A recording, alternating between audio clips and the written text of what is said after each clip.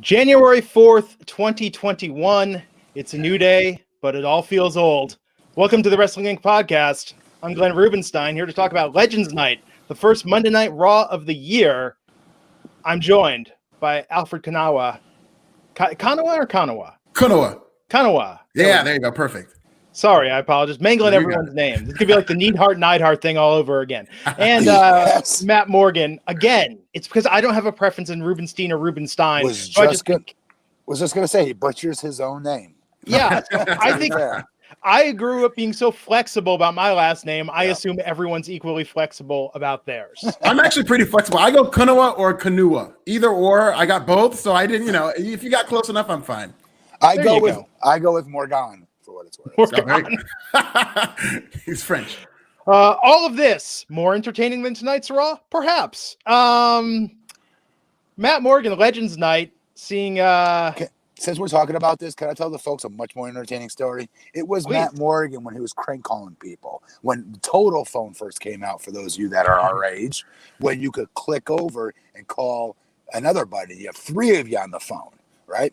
And then you tell your other buddy who also has Total Phone, so there's three of you best friends on the phone at the time, go ahead and start crank calling people. And when I would crank call people, I'd be the voice, and I would say my name is Tam Nagrom. That is Matt Morgan backwards, thinking I was so slick and so cool, and with some terrible crank call. So there you go, folks. What I just talked about was much more exciting than what happened on Monday Night Raw tonight, with questionable at best legends. Well, no, we had legends, don't get me wrong, but there was some. Isn't there aren't legends. They're not legends. Isn't there some sort of weird, like almost sociopathology of wanting to get caught that you think when I'm going to use a fake name, I'm going to use a puzzle or an anagram for my name as opposed to something completely made up? It's like there's got to be a story. So if you have a worthy adversary, they could Sherlock Holmes it and figure out who you really were. Yes. Why not just say like Burt Jones or Chris Thomas, or like, why my name backwards? The greatest criminals always want to get caught. They always leave a trail so that possibly somebody can get them. This is what the Zodiac Killer did. I have the gene in me, apparently. Well, folks, if you missed Monday Night Raw, this far more entertaining. Way better, yes. Than what we saw tonight. Oh my God, I can't believe this didn't even make sense. And the thing at the end with Goldberg coming out, and so it's going to be Goldberg versus Drew at the Royal Rumble, right? Okay. Okay. Sure. All right. If I saw that on paper, I'd be okay. That's cool, right? I would. Kind of forced, but forced. And I know I don't mean to like cast a wide net with this, but just like Goldberg, every time I see him, it's like, dude's looking really old. And I know he's still in better shape.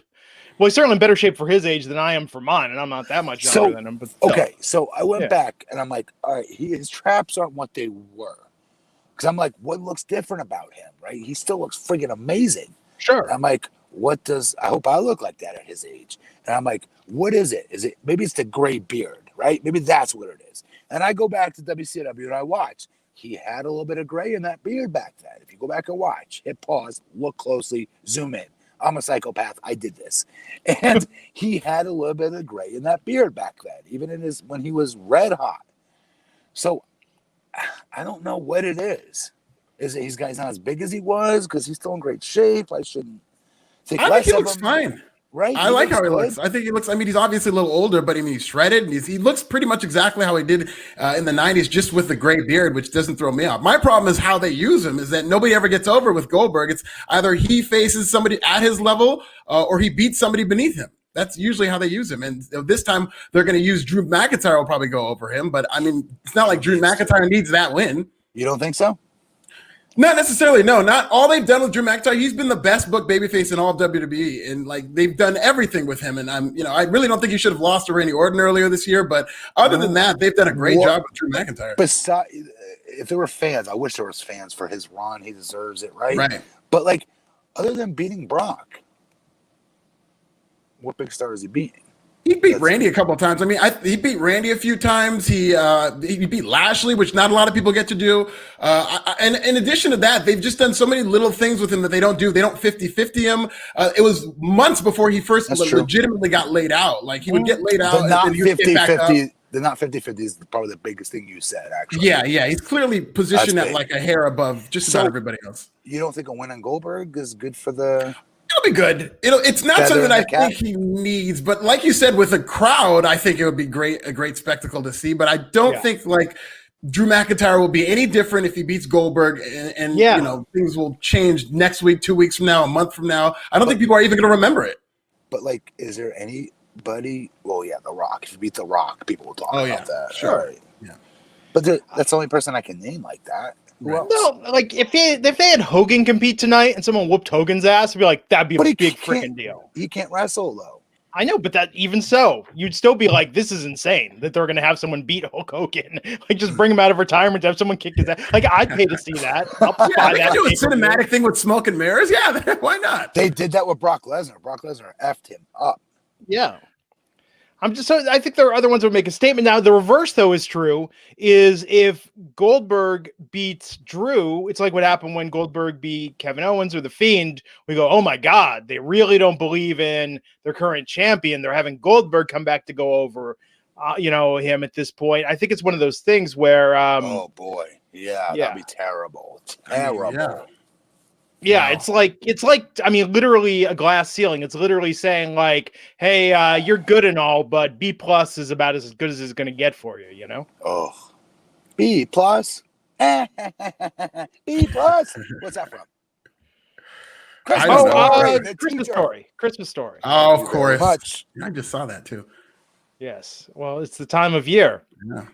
Karana Shaw, $5, saying Eddie Kingston's speech to the roster on being the elite, 100% incredible, poetic and beautiful words.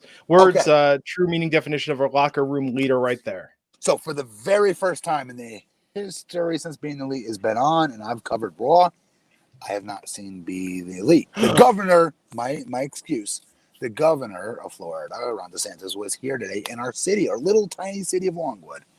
So I've been with the governor, as it were. Glenn, you'll appreciate that. All day. Yeah. And I swear to God, I've been so damn swamped, I didn't get a chance to get to it. But I will watch it. I've yet to miss a BTE. But yet you watch Monday Night Raw. You couldn't think like, hey, Governor DeSantis, you want to go out, maybe get some dinner, get a drink, talk about my political future, see what we could do for Longwood, Be like, no, I got to watch Raw. So if wrestling was cooler back like in the Attitude Era, dude, he would have asked me that. That's the problem with today's wrestling. It's not cool anymore. I'm surprised you didn't be like, hey, let's go swing down Tampa Stadium, check out Legends Night. I'll take you around, introduce some people back there. You want to meet Tatanka, Or Carlito. Carlito's my boy, but dude, I'm not going to hate on him. Jody Shauna Jenkins. Oh, this relationship. The lack of trust. Turkey Boys. Yes. I remember. Can I just say really quick for the record, Jody Shauna Jenkins, this is your best super chat to date. Yes, Jerky Boys. Yes. I remember buying Jerky Boys CDs, The King of Crank Calls. I saw the Jerky Boys movie in theaters opening night. I knew it. Yeah, of course. Frank Rizzo. I don't know if it's aged that well. Oh, God. Could you imagine? Oh, my God. That just means it's still funny. I was a big Crank Yankers fan. I thought that was very funny. Crank Yankers was great. They brought it back too. Yeah. When that first came out, I thought that shit so hilarious. Yes, absolutely. Combo Breaker Buck 99 saying, "Dear God, why Goldberg? No." When that happened at the end, I was just like, "Oh, they're like." The second he showed up, I mean, you just knew where this was headed. But let me ask you a question: did you think he was coming? I think I was okay if he hadn't shown up. I mean. Yeah, I don't know. Like when? Okay, so, I'm sorry. No, my bad. Real quick, would it have meant more if he wasn't on a Legends Night episode? Do you know what I mean? Like because he's a legend, so Tatanka kind of overshadowed him. I thought I just felt like if you're gonna have Goldberg stick out, like tonight wasn't the night to do it. Yeah, there's something to be said if you're still competing. I mean, so it's like with Big Show there tonight, it was like, okay, Big Show's clearly retired. Mark Henry clearly retired. Like, we're drawing a line. I mean, recently though. Yeah, Alicia Fox and Melina were there. Like, they could have had a match. They both look like they're in fighting shape, ready to go. Like, I don't think either of them are done with the business. Maybe they are. No, they're not. Yeah. Or well, I don't think Melina is. Yeah. And Goldberg was really positioned as like the leader of all the legends. So he was, they kind of part of the Red Sea for him. And this is going to be a night where more people are going to watch than normal because it's going to be a specialty night. So maybe they wanted to get him in front of a bunch of people to get people excited about something. I mean, they did need something to keep you watching week after week. And until that final few seconds, they had nothing. If I was a casual fan watching the show, if I made it through the 3 hours, there's nothing on the show that would have made me come back. But Goldberg at the very end might have hooked me if I'm the guy just coming into wrestling cold because of Legends Night. Good point. But that's the difference, though. It's like in retail, the difference between some people that show up for your once-a-year big sale and your regular customers. Sure. I don't think they gained any new customers tonight, but they got some people that love them a sale. That's what they need. Yeah, they need to sustain these things. The viewer you got was all of our wives, or if you're a female fan, all of their husbands that don't watch, but walked by and decided to watch for 5 more minutes than they'd ever watched before. Yeah. James Zimbicki, $5, saying, I watched Being the Elite and after Eddie Kingston's speech to the locker room on Brody Tribute Night. Do you feel Kingston became the true locker room leader of AEW? I have to go watch this. Maybe that'll be the championship that they replace the TNT. Don't stop spoiling this for me. All you guys on the biggest AEW mark, that. Stop ruining this for me. I want to watch it. Then we can talk about this on Wednesday. I promise you guys. Or hit me up on Twitter. Do not spoil this. Chris went $5, saying it's sad that an advertisement for NXT New Year's Evil is more entertaining than 3 hours of Raw. It was pretty dope. That was a good ad. Dope. It was a good ad. It got me fired up for the show. It did. Matthew Pierce, $4.99, wants to know how much does he need to donate to end the Raw review and do Impact instead. I'm sure Raj Giri, you write Raj a check for like $200, Venmo him, and I think you'll get yourself more Impact reviews. Matthew Pierce, I feel like I should donate to you for that comment. Thank you. Yes.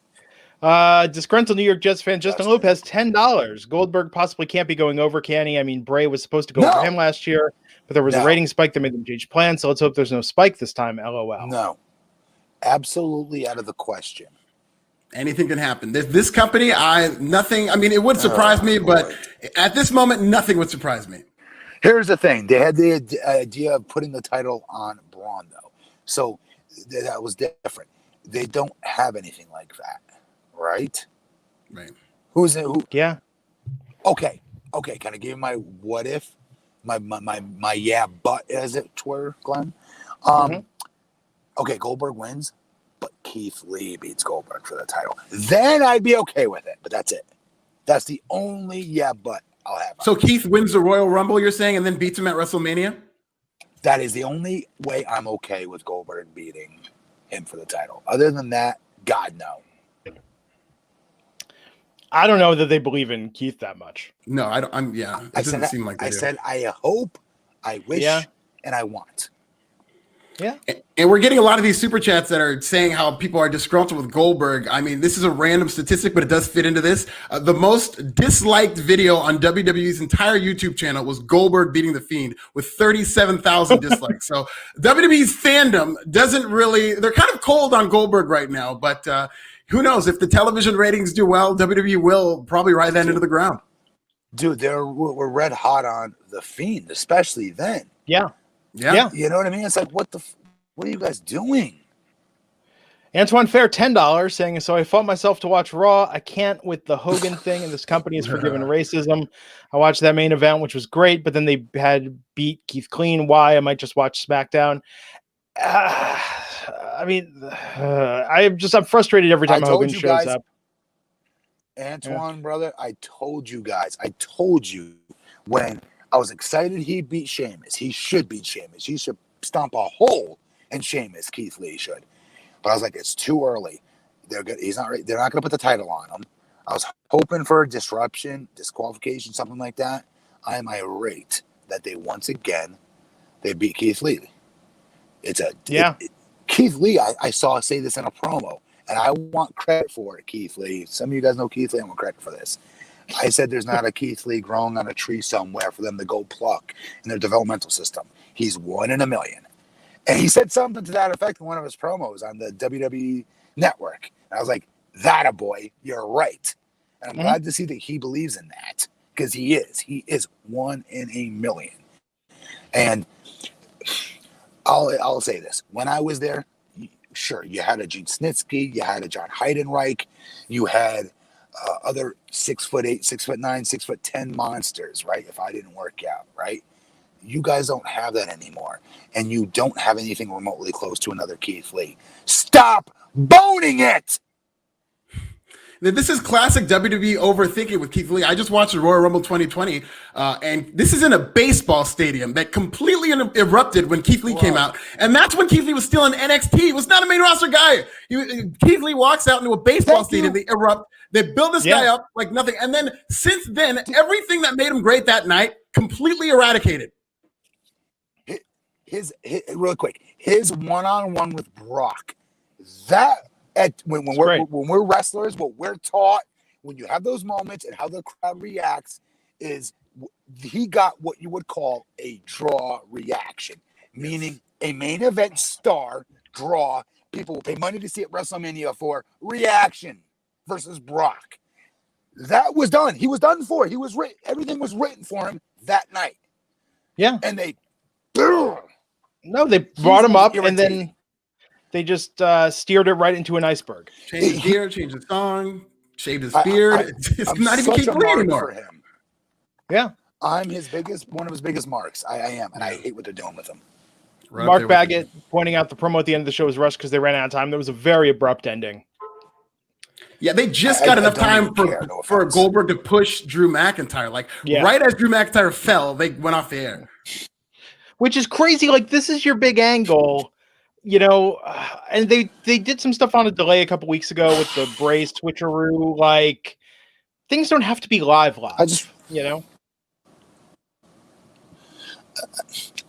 I'm still fired up about Keith Lee. Like, I knew he wasn't going to win tonight. I hate going back to it, but I knew he wasn't going to win. I was just irritated that they put him in this spot to begin with. Just give him jobbers to eat alive for a year straight until you figure it out that you've got 1 in a million. You've got the golden ticket. You've got a lottery ticket. Finally, you idiots. And then do right by him because guys, I'm telling you right now, he can take this company. I know you think I'm nuts and I'm overrating him. I'm not. He can take this company to different levels. I'm dead ass serious. No offense to Drew. Drew's a friend. He looks like $1 million. He's shredded. He's big jack, handsome as hell. Girls probably love him. Dudes want to be him to a certain degree. That said, Keith Lee, as your champion, will hit way more demographics, way more a different stratosphere, I will argue. And that's what you're supposed to be making your champion to do. And you hear him talk? I want that dude on the morning show. I want that dude representing my brand. He's insanely intelligent. He's funny. And he has all these heartfelt stories. I believe him when he talks. Does that make sense? Yeah. Like, absolutely. He's authentic. He's real. He brings a different dimension both in and out of the ring that I don't think Drew McIntyre has, that can really be like a magnetic type of charm that he has, that is different from everybody else that they have there. Yep. Yeah. Louis 13, $1.99 saying, what are the chances Botchberg strikes again versus Drew? I was distracted by Goldberg. Looked like something was healing on his face tonight. And I was like, is this still from the last time he slammed his head against the wall? The locker or the wall? Yeah. So he always gigs himself. His spot, when he does that, he ends up bleeding. That's just how it is. But to be fair to Goldberg, he's a little older. He was a little blowed up when we were talking about Botchberg. Like, come on, dude, the dude's older. He was working with a very tall, very heavy wrestler by the name of Undertaker, who's like 6'10", 300 pounds. And Goldberg himself was gassed. He shouldn't have been put in that situation to begin with. Goldberg's matches need to be short, so I'm hoping Drew goes through him quickly.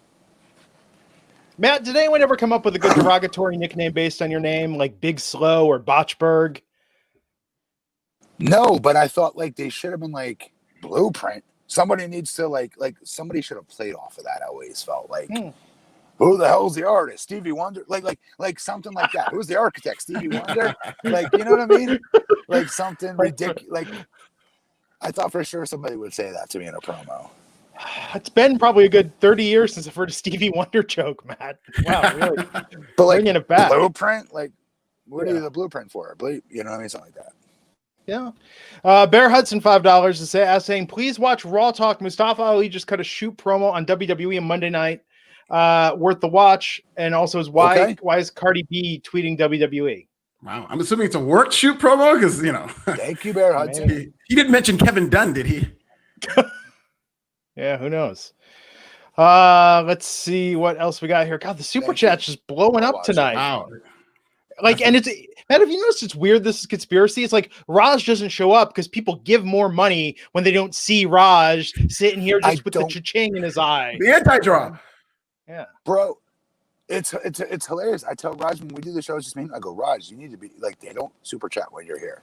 Whenever Glenn's here, dude, they super chat the shit out of the show. Jackson Collins. I do show both you guys. Yeah, by yourselves, so. There you go. $9.99. Jackson Collins. Some might disagree having to use the legends for ratings viewership and not the current talent because the old man won't let them shine with the real potential. Sucks. Sorry, don't like this. It's lazy. No, it is lazy, but they're desperate. I don't disagree with a single thing you just said. Yeah. Are you kidding me? Yeah. Jack, this is the Hotel California. This is the trap that they're in. It's like the ratings go down, and then they panic and they say, we got to get all these legends in. We'll have an old school night. Then they bring them there, and then it kind of sustains, but then it goes right back down, and then they go back to the legends. And every time they bring the legends back, it works a little bit less effectively. Yeah. Especially how they use them. I mean, they just bury these legends. They don't make them seem like they're these time-honored legends who came from the past. They had Randy Orton go to one legend after another and just bury him. Yeah. Well, it's kind of like the same thing with SNL. When SNL does the stunt casting, or they kept bringing Tina Fey back, or kept having Alec Baldwin back, like, yeah, it pops a rating, but one, it's not special after you do it the second or third time, and then you're also not building up new talent, so no one's tuning in because they don't even know the current stars. They just tune in for the stunt casting. That dynamic of, not to get too much into SNL, but that dynamic of SNL fans hating Alec Baldwin is the exact dynamic of WWE fans and Brock Lesnar. It's like Brock Lesnar's this mainstream guy that maybe will garner ratings for like mainstream fans, but a lot of the hardcores don't like Brock. That's how it is with SNL, is that people who love SNL are tired of seeing Alec Baldwin. They want to see a new guy play Trump. Yeah. King Rail $9.99. Like Baldwin as Trump? Some of the hard, some people don't. Yeah. I think Daryl Hammond was the funniest. Oh, he was great. The Trump impressions for Clinton. But he did Trump also up until like 2008. There was that great sketch where he did Trump doing the Pizza Hut commercial. Oh, it was one of my all-time favorites. King Rail $9.99 saying, I personally feel Drew has been forced on us all pandemic. I like Drew, but if he was Roman or Seth, he would have been begging for a new champ. Yep. Drew is boring in my opinion.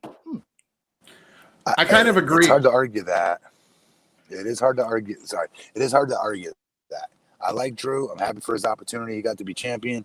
I wish he got the real opportunity in front of a crowd so we could see. Did they come with him? I think they would have come with him because if you remember before the pandemic, the fans were with him. Royal Rumble, so on and so forth. They were waiting for this. And it sucks. But that said, I'm bored by him too. And I can't believe I'm saying that. I'm bored by him 3. I mean, I think that when the crowds were here, it was great. He was on a run, and I was with him. That Royal Rumble that he won, they did everything right. But he's not the guy for the empty arena. He just doesn't have that charisma that'll fill up an arena and that'll make you forget that people aren't there. Drew just doesn't have that next gear of charisma. It's just one little fault on him. I think he can still be a top star. I think when fans come back, he'll be fine. He's just not the guy who should have been champ this whole time in an empty arena just based on his persona. Yeah. You know who I thought would have been good? I thought Randy Orton was good, but I actually think Kevin Owens would be a great champ in this era because he can do so much. He's so comedic.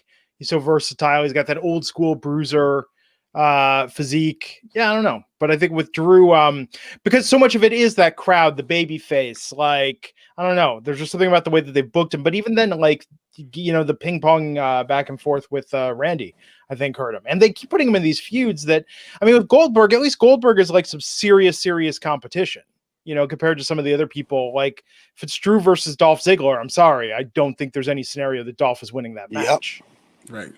Bigfoot Sneakerhead, $4.99 saying Keith Lee should win the title and hold it for a year, have Cross win the 2022 Royal Rumble, Keith versus Cross at WrestleMania. No way that happens. Hang on. Win the title, hold it for a year, have Cross win. Ooh, the 2022. He means next year Rumble. Yeah. All right. brother, I love you to death. I do, but like they don't have the discipline. This company does not have the discipline to do what you just said. That'd be money if they did. I'm sorry, Keith Lee and a proper built, both Keith Lee and a proper built Cross is money at WrestleMania. If they did it, but they don't even have the discipline, Bigfoot Sneakerhead, to build Keith Lee properly. What the hell makes they're going to do with Cross? They won't. It's like Cross will be 50-50 before you know it. They better not do that, but I think they will because that's what they do to everybody. Antoine Fair, $5 saying, keep bringing this up. I tweet Keith when he posted a picture of the match. I told him, great, it was an awesome DQ finish, and they pin him. I feel responsible. So it was Antoine's fault. What?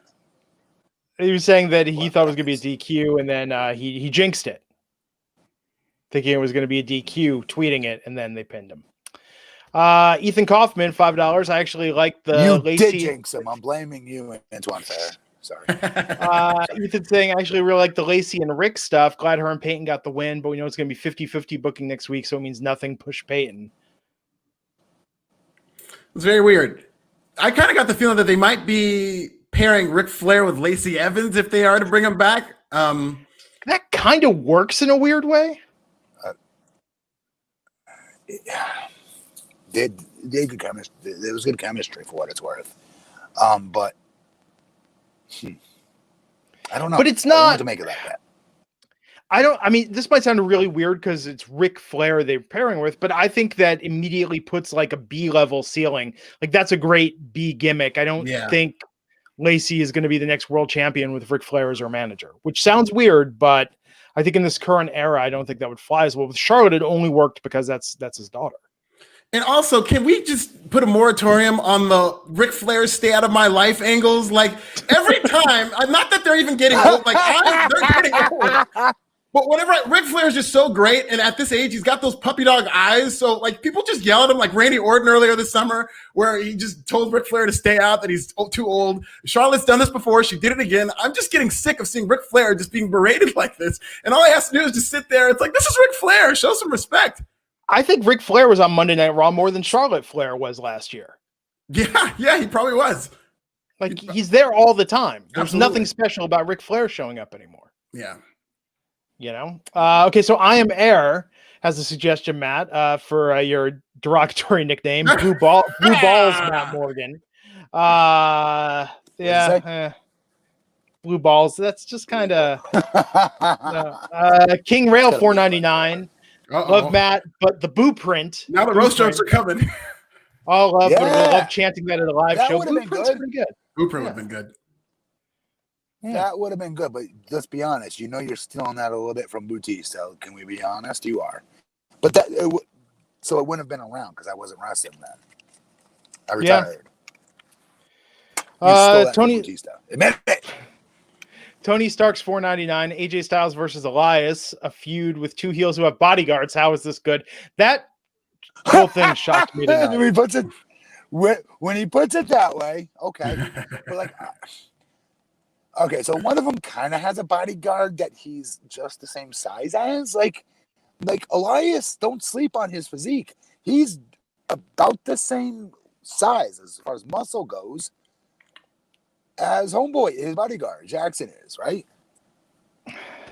Leon's Duncan, I'm not reading your joke because some people are going to be outraged in the community. Why? I'll read it. I'm reading somebody else's quote for the record. Leonzo Duncan, $5 super chat. Why Stevie Wonders and Ray Charles never worked together? Because they could see eye to eye. Meant they could never see eye to eye. That's what you get for being mean to Stevie and Ray Charles. You respect your legends. That's what happens. When you're mean to your legends, you have typos. You butchered your own joke. Although, didn't Stevie Wonder have the joke during the We Are the World recording that he said, you all better check your egos or I'm driving everyone home tonight? That was funny. That's funny. Did he really say that? Yeah, that's the quote as I always read it, the story. That's another record I bought, by the way. I bought that record. Oh, dude, Matt, you're the right age. You're telling me your grade school class didn't sing We Are the World at school assembly? Because mine did. Yes. Yes, actually. Yeah, I think everyone that was in grade school. Alfred, you're a little younger than us, right? How old are you? Yeah, our song was a song after 9/11 with Black Eyed Peas. Where's the Love? We sang that. Wow. But this wasn't in grade school. This might have been like great junior song, high or though, something for like record. that. Yeah, it's a good song. That's a great song. Yes, I used to have such a crush on her. Fergie? Fergie. Oh, yeah. She still looks kind of good. I mean, Big time. Dude, MILF Money is a banger off her last record. Like, that song is legitimately fantastic. Hidden treasure. Yes. Big Fergie fan. In fact, one of my great regrets about the 2000s that Fergalicious never became a non-Fergie adjective. I think that really should have been taken to the next level. Okay, before I dive into talking about Kids Incorporated and Wild Orchid and Fergie's backstory, Leon's Duncan also saying this is the most interested I ever was in Lacey Evans.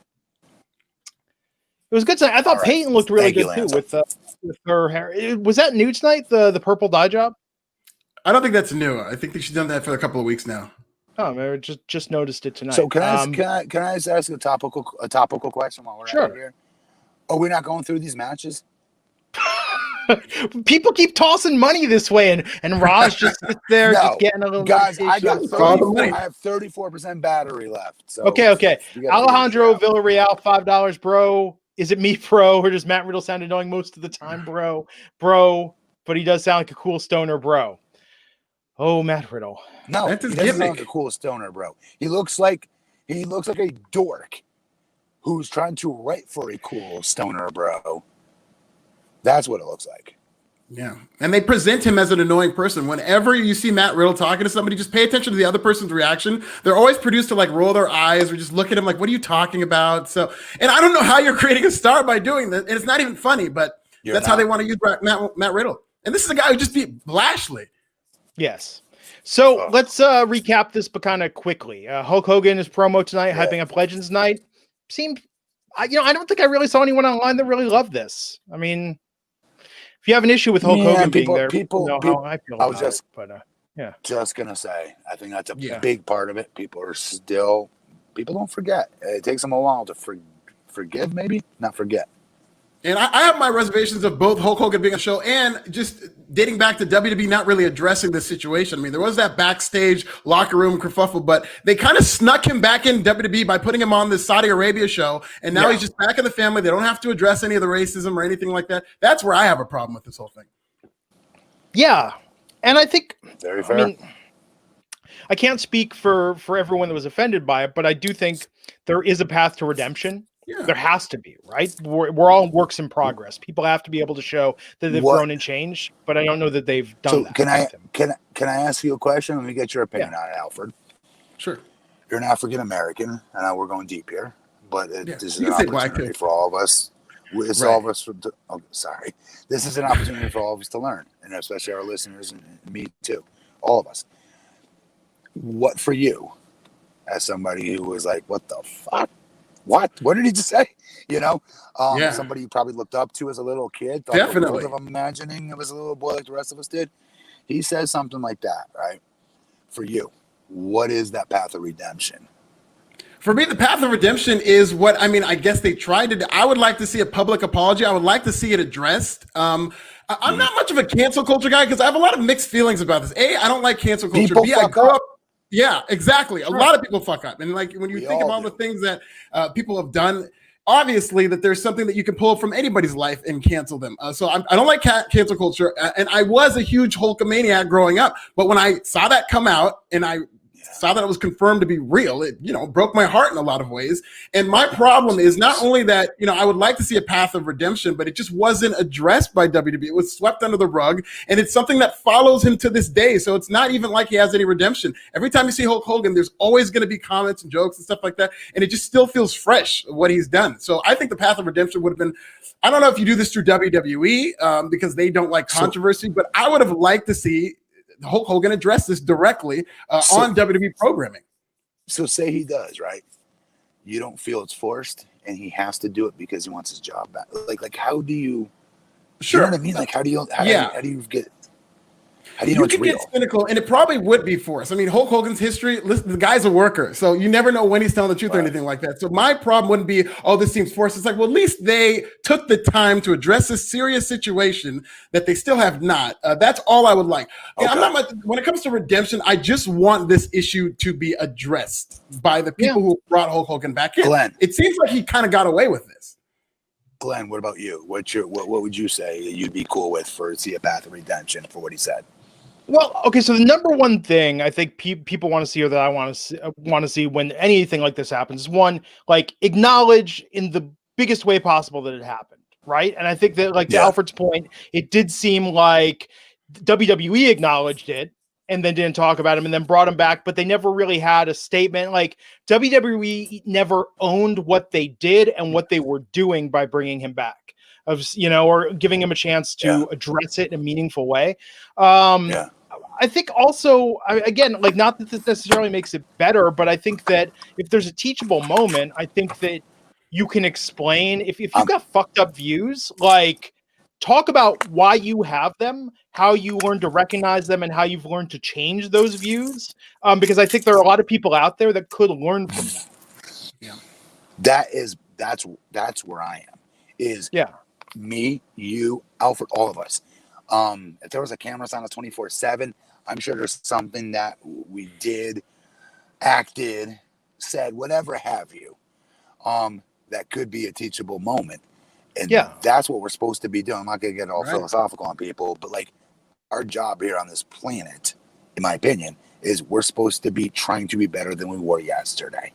Absolutely. Right? So we're supposed to be while doing good to our fellow man or woman while we're here. So if there's a teachable moment in that, man, can you imagine if they did this the right way and had Hulk freaking Hogan? Like, what?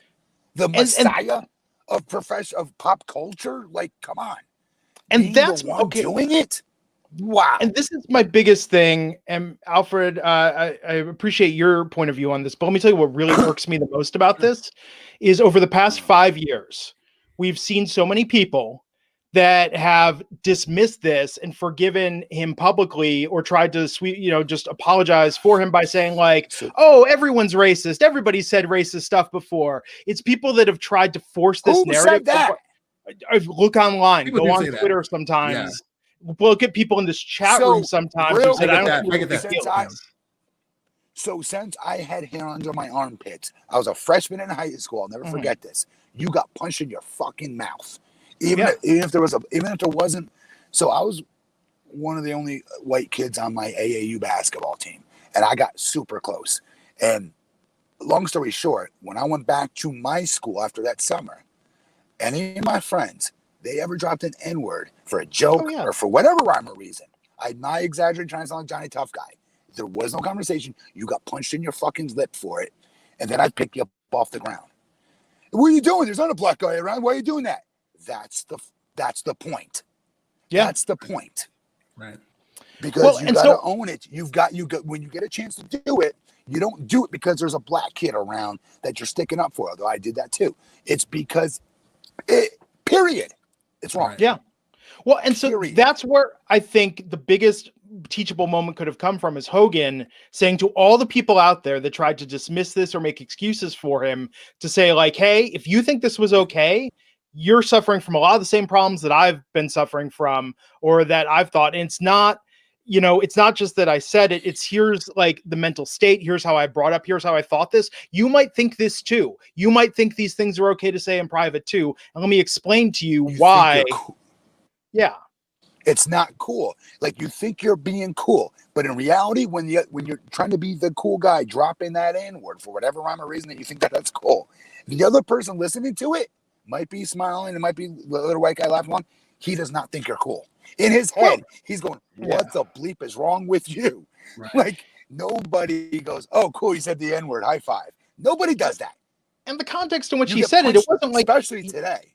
Yeah, he wasn't just like rapping along with or reciting Ice Cube lyrics. I mean, he like said some pretty charged rhetoric. It was black and white, like, for lack of a better analogy. It was just right out there. and Hogan, I don't even think he knows what he's done wrong at this point. I think he mentally is now in kind of an apologist mode. I heard an interview when he was promoting this show, and he said, "Oh yeah, brother, some of the younger people I get cold reactions from them, and it's because they think I'm going to take their spot." And I can assure you, that locker room does not think Hulk Hogan's coming back to take anybody's spot. That cold reaction is because of the racism that Hulk Hogan now doesn't want to address. I was gonna say, he really thinks that. Good Lord. Yeah. I mean, I don't think he really thinks that, but now this is one of the things that it would really help if Hulk Hogan was to say what he did wrong is to advise people do not behave the way I did, because he's an example of, if you say racist stuff and you get caught, there's a chance of you coming back to WWE and not even have to apologize or do anything. But this is a bad precedent to set. But I think that way. Yeah, there's that way, because I was hoping he would get redeemed. I was hoping he would do something, say something. We need Hulk Hogan. Yeah, and he's done it. Yeah, but with the same thing, with the same sentiment, that's selfish of me as a wrestling mark. Really, I'm putting my wrestling markdom ahead of like real world shit. Really, Matt? Yeah. Like, in a way, I almost feel like ashamed.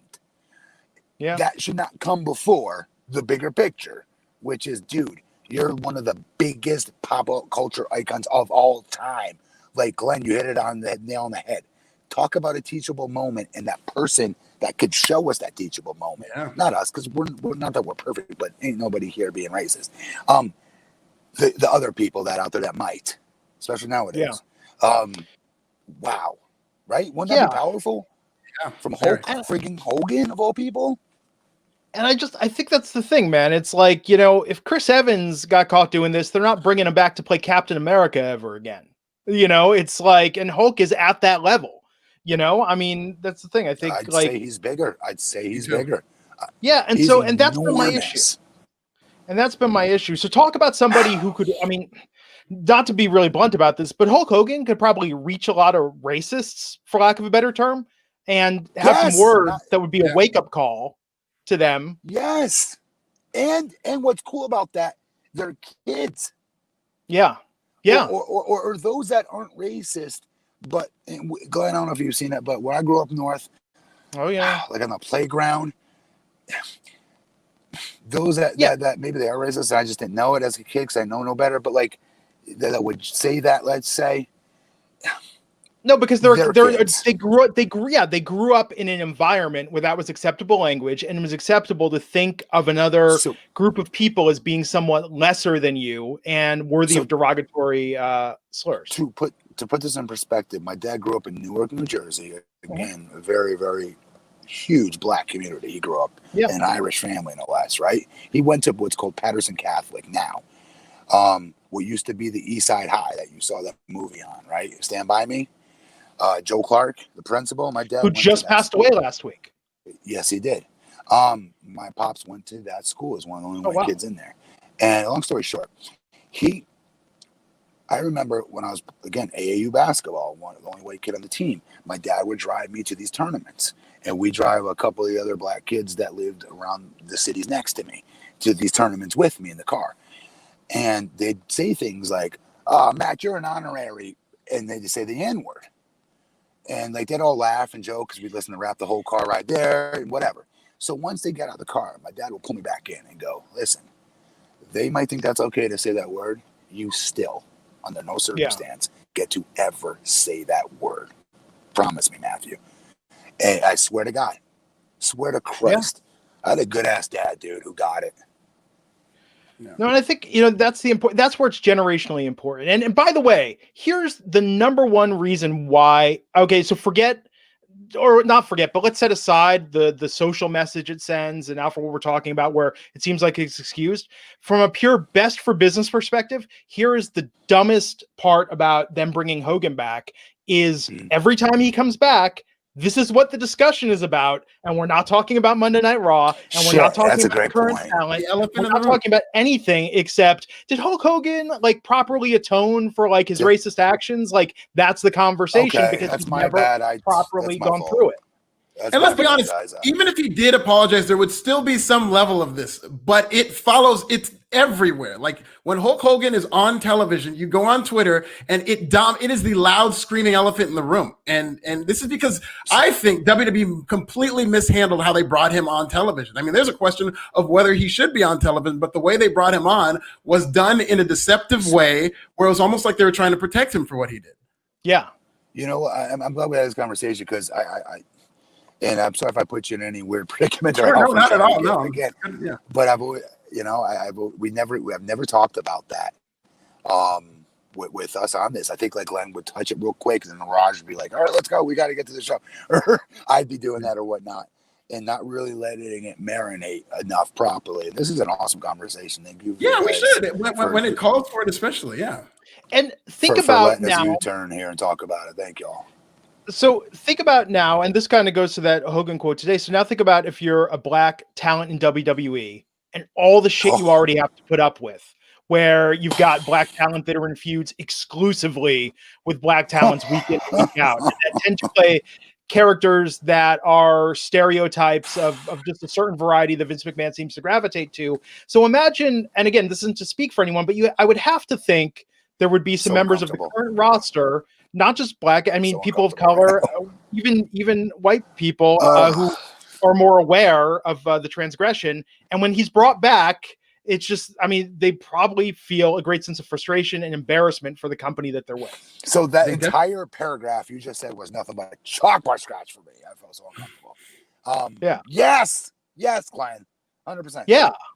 I mean, it's just, it's kind of weird, man. And it's weird to, I mean, look, I've worked for companies before where it's like, you know, oh my God, maybe I'm working for someone that's sexist, or maybe I'm working for someone, you know, that has these issues, but you've got your job and you've got to keep your job and you've got to keep a paycheck. And we can't all afford to take a moral stand and quit who we're working with. And sometimes contractually you can't do so. But I have to think for morale, when Hogan comes around, it's probably not a feel good moment of like, oh, hey, it's my childhood hero. It's like, oh, old Racy McRacist is back. Yeah. And Vince is shaking hands and taking photos. That kills me the most. Right. Oh, and I'll go a step further, Matt. It's like, so if you have this view like I do and you're a talent on the roster, then how do you feel about the talents that are then lining up to get a selfie with Hogan and shake his hand, try and get some pointers and advice? Because it's going to go, oh, I guess it's not such a big deal to so-and-so. It's just something that I think they could sidestep entirely. And do they need the ratings that bad to do this trade-off? Can I do you one worse? Yeah.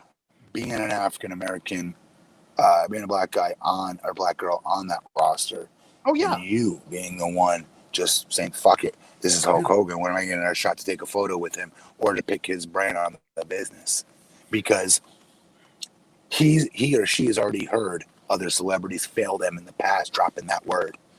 Yeah. So here's just another one of my heroes that let me down, but I can still pick their brain about the business maybe and get something out of them. But we did see it play out. And they really shouldn't. And we did see it play out with the talent. When Hulk Hogan was initially brought back, he gave some half-ass apology. And I was so proud of like Titus O'Neil, Kofi Kingston. Titus came out on Twitter and instead of taking the company line like, you know, WWE wanted him to do, he publicly said, we do not accept, not we, like he's speaking on behalf of all black people, but he's just saying, I don't accept this apology. I want to see Hulk Hogan to apologize properly. He's going to have to actually show us that he's not racist anymore. He went public, and Kofi Kingston retweeted it. And so instead of a lot of these black talent, you know, being PR duds and just towing the company line, they actually came out and said, no, we don't accept this. So maybe if Hulk Hogan can show us through his actions that he's sorry, then that'll be good. But otherwise, we're not messing with Hulk Hogan. Damn, Titus O'Neil. I didn't know he did that. Yeah, it was great. Yeah. God dang. And here's a guy who does not get booked ever. Right. That's impressive as hell to me, because let me tell you something. This business makes vaginas of us all. When it comes to our pushes or getting on TV, a lot of time we make that deal with the devil, or we laugh at a joke we shouldn't be laughing at in the locker room, or I've seen bullying going on in the locker room and you don't stop it because you don't want any heat, brother, and that might affect your push, at least when I was there. And things of that nature, let alone a guy who ain't even on TV being the one to, wow, good for Titus O'Neil. Let me tell you right now, that dude, when he wants to run for office here in Tampa, he is going to win by a landslide. Great They dude. love him, and I see why. That's a very, very big deal. I didn't know he did that. Good for him. Yeah. So we're going to skip through the show. We're going to jump around on this. I just want to read some super chats. I don't mean to change the subject. There's just a lot of people that have paid money. Go. I apologize. Yeah, go. Brett Murphy, $5. Wow, night and day difference. OMG, what a cool entrance from Riddle taking off. Replay again, blah, blah, blah. It's a drizzling bleep. That's what it is. I like the blah, blah, blah. Stupid. Yeah. Terrence waited $5. Totally off topic, but I want to shoot an idea about a heel stable based off the Breakfast Club. Actually, I kind of like that. Is he talking about the Black Breakfast Club or the 80s Breakfast Club? Oh, that's a good question. Well, who would be the Charlemagne the God of WWE? MVP can easily be the Charlemagne. Dude, he gets put in check all the time. No offense. Charlemagne, he gets put in check anytime he talks smack about a rapper and they come on there and he tries to get tough with him. They put him in check a lot. Oh, yeah, Nelly did. He's one of them, one of the many.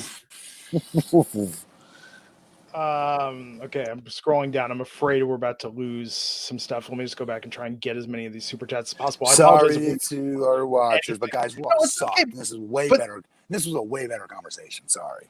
Ebony, $5 saying thank you for that, Matt. Clap, clap, clap. It's not cool.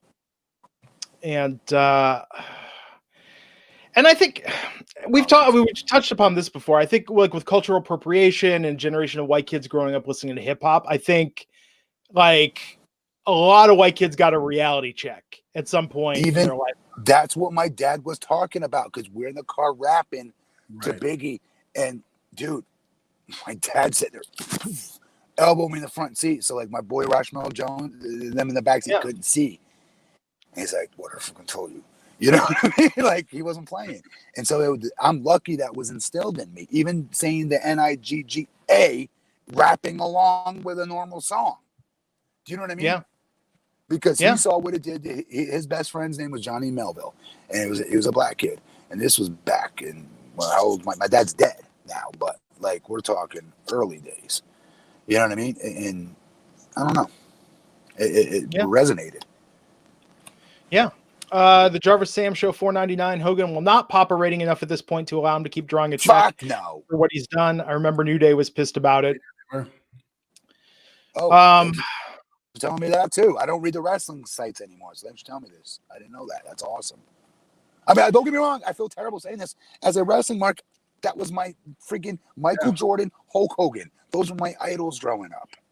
But that's kind of like, I mean, look, everyone grew up being a fan of Michael Jackson. That got difficult and complicated in the 90s. Good point.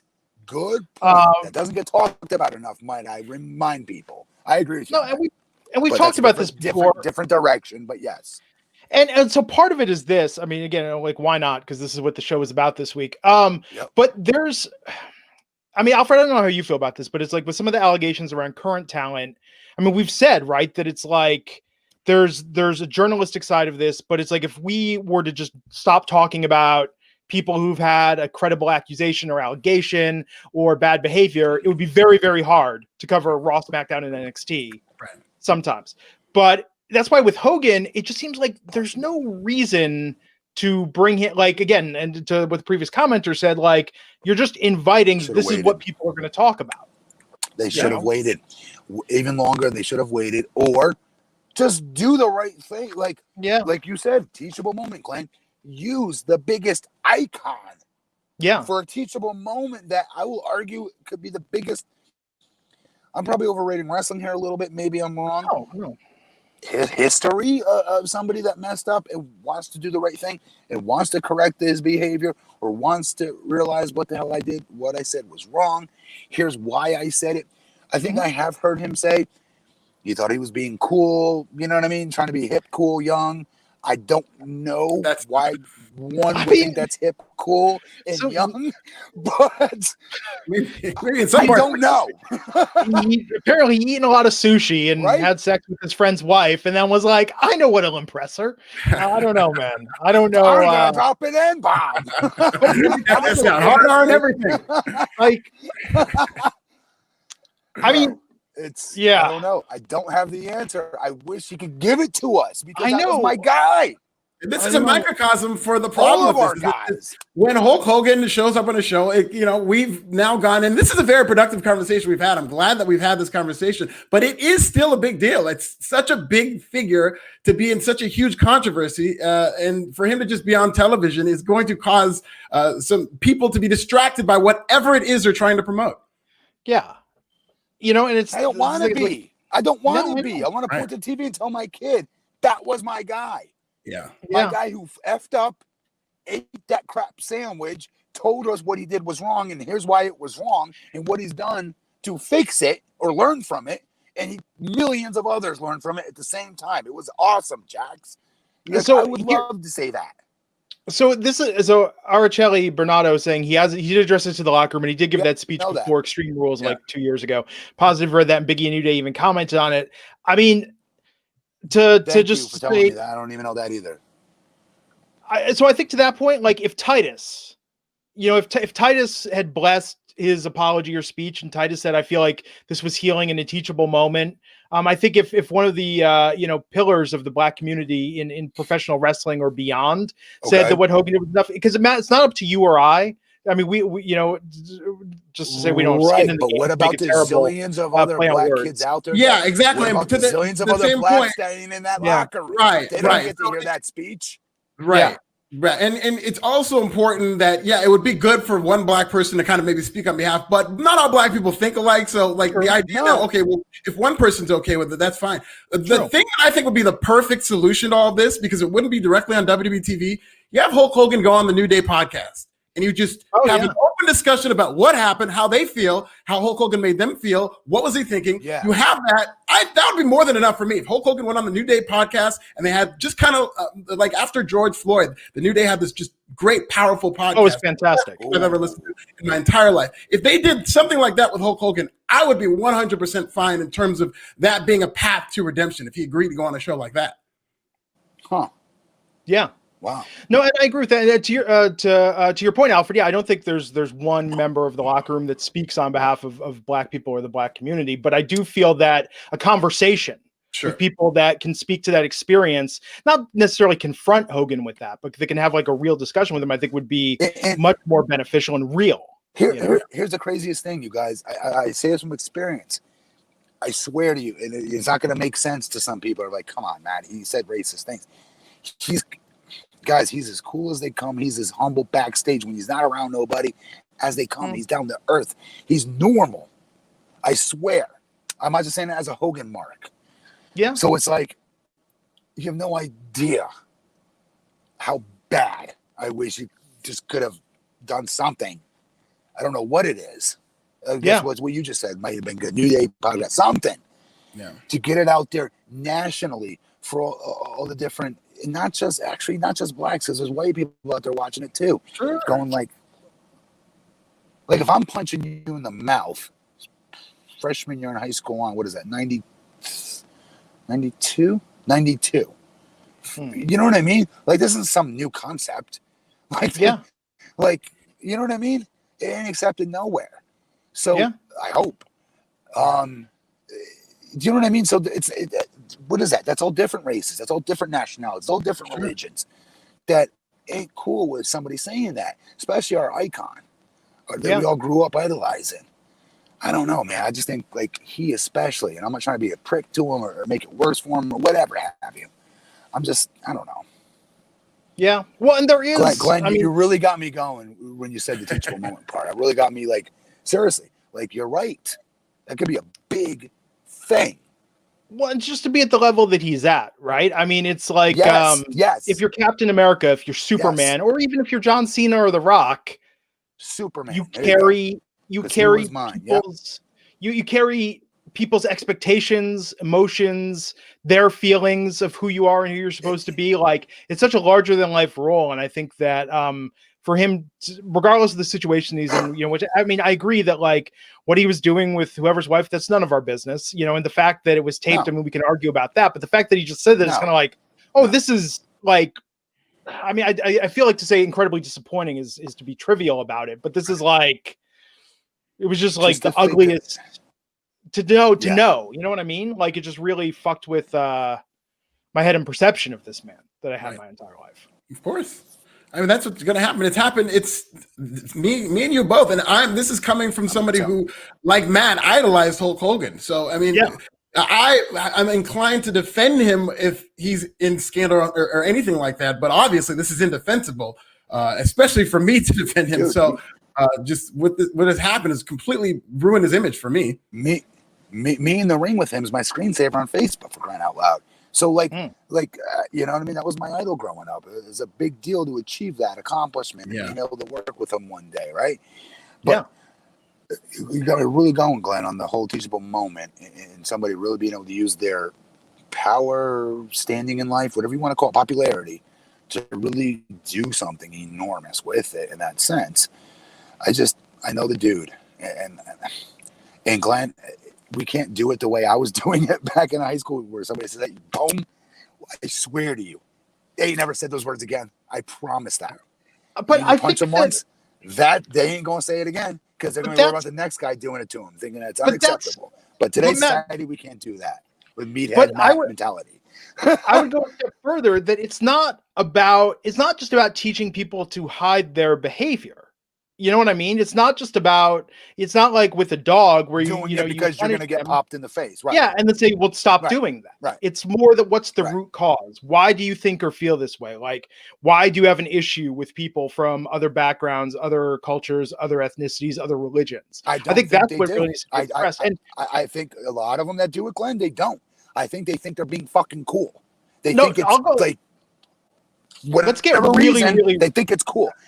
Let's get really. I'll give you an example. When somebody's being weak on the playground, we're in 5th grade or we're in 6th grade, Glenn, and somebody falls down and cries. The guys, look at that guy.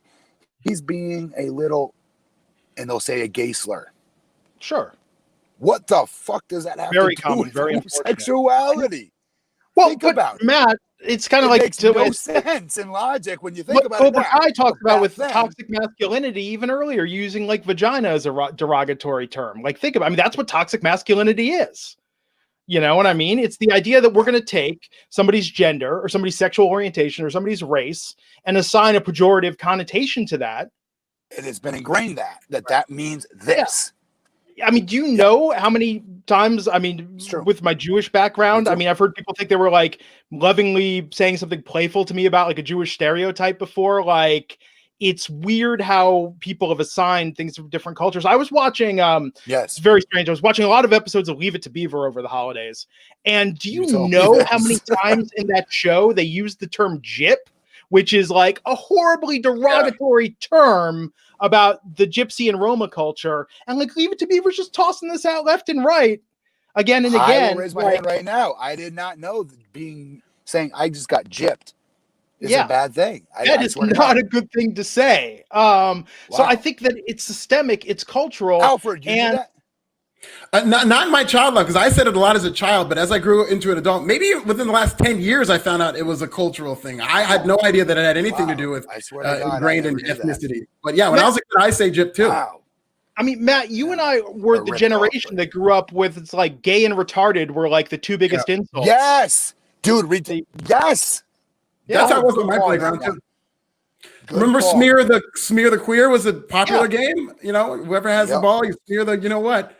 So that's where we talk about, again, this isn't to get like super liberal progressive, but when you talk about the culture, how culture can sort of breed this, is if you grow up thinking that it's okay to use any of these terms that come from another gender, sexual orientation, or ethnicity or religion, you think it's okay to use those terms as a blanket or even a targeted insult in any sort of derogatory way to put somebody down because the association with that is bad. That's where the culture is so fucked up. You know, and it's not about political correctness. I think it's really just about empathy and humanity and recognizing that, you know, and I'm guilty of it too, by the way. So, like, I've learned and I've been checked by people over the years, and you just have to, like, it's not bullshit where you say, like, thank you for pointing that out to me. I will try to be better in the future. Like, that is legitimate, because if you don't know, you don't know. But once you know, then you have no excuse. But Glenn, and I have a special needs son. I grew up in special education myself. But that said, neither one of us are, you know, mentally retarded, right? But when we were kids and you called somebody retarded, you didn't really think they were retarded. It was meant like the same vein that you would call somebody an a-hole or a jerk or just, you know what I'm saying? It makes no sense when I go back and I think about it now. Same with a lot of those gay slurs, what I'd hear on the playground. And I'm like, that, looking back, I'm like, my friend Ricky would call this guy the FAG word, let's say. When it made absolutely no sense because the guy struck out at base, like it made no sense, like at all. But the word, I don't think they were saying it because.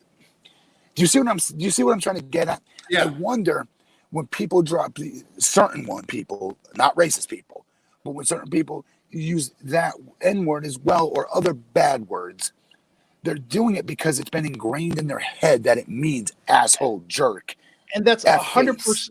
And that is a big part of it. But now, so Matt, imagine you are a kid that's gay, that's in that class, and no one's calling you that, but you're hearing other people put down other people using that, and you think, oh my God, if people found out that I was gay, I would be ridiculed by this. And look at the problems we've had with LGBTQ teenagers committing suicide because of feeling they were bullied, they were pressured. Stop there, Glenn. Let's go back here because you're insinuating that I'm saying that was okay for these kids to say that. I'm not saying that. No, I'm not saying that at all. What I am saying is there was a time, unfortunately, that we didn't have somebody step in and say, do you know what the word you're saying even means? I would argue 50% of the kids would be like, no. I really would. I would argue that. Not the N word. Everyone knows what I think knew what that was. But what they were emotionally trying to express by saying something negative toward another child or another kid back then. I'm talking the 80s here. There was nobody to step in and say those things. There wasn't a counselor or somebody saying that and a teacher even wouldn't even step in and say that. I remember kids saying the word retarded all the time. I got called retarded for taking a small bus to school. It made me feel retarded. I asked my mom if I was mentally retarded. Were these kids right about me? Dead serious. So like, you know, let me give you a quick example. A lot of them understood what it meant.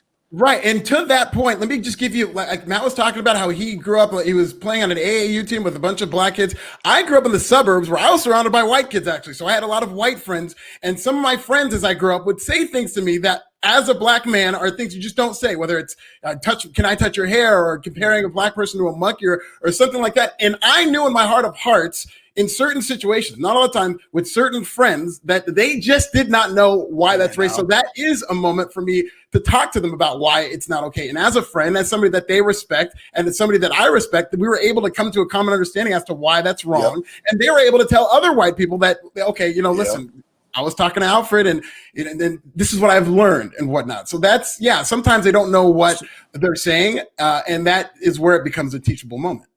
Can you imagine if I didn't listen to my dad? When I had an All-American, his name is Rashmel Jones, played for UConn, was nasty, was so good. Gave me the go-ahead. I get to use that word if I want to. Right. And I did. Here's the trick. Like, I'm listening to another black guy telling me it's okay, right? Dumb white kid saying, you know? If I'd have a dad to do that and tell me why that would be wrong. Do you know what I'm saying? Right. Like I think it comes to, and Glenn was trying to get on this earlier before I mean to cut you off, Glenn, but of having somebody that is affected that way, let's say a gay kid in 5th grade even, Glenn, to step in and say, why are you saying FAG? That makes absolutely no sense because this guy just struck out at bait. What? Here's why this doesn't make sense. And then tell the guy. Maybe 5th grade's a little too early for some kid to understand why that's wrong. I don't know. But I don't know. You got to talk about it, though. I'll tell you that much. You can't go wrong talking about it. And I think that's the thing. I mean, I think as a society, I would like to think that we have evolved where people are just not trying to, put each other down. I would like to think we're way better than what people. I do. I really do. We're on a wrestling podcast. 2 white dudes, a black guy, talking about this shit. I hope. Maybe I'm thinking way holier than thou, and Chapman's probably like, look at this guy. Shut the fuck up, Matt. I don't know. I hope not. I hope we are, as a society, way past that.